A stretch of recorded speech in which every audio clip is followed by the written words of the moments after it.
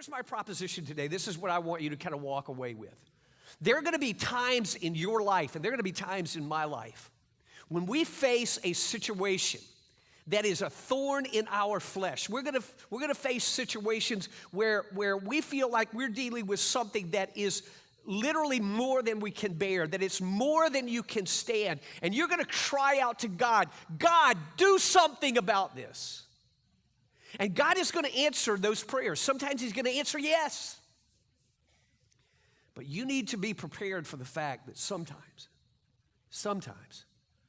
God says no.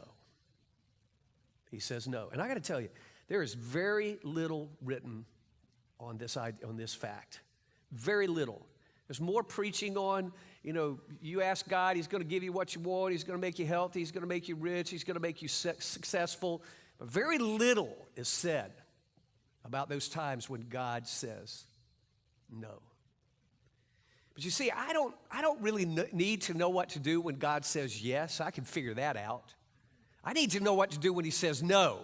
I don't need to know what to do when God heals me. I need to know what to do when God doesn't heal me. I need to know what to do in those times when I'm expecting God. We talk about great expectations. I'm expecting God to say yes. And God ends up saying no to my prayer, and there's this gap that I have in my mind between what I expect God to do and what God actually does. And so for the next few moments, I want to tell you, this is what I want to talk to you about. I want to tell you that when God says no to your prayers, in spite of your crying out to him, I want to tell you today, you do not have to lose your faith. You do not have to walk away from God. That's what Satan wants. You do not have to drop out of church. You do not have to lose your mind. You do not have to have a nervous breakdown. You don't have to do that.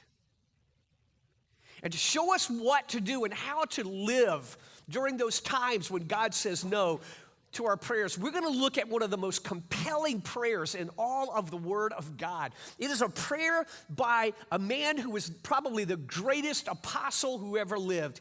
And I'm talking about the Apostle Paul.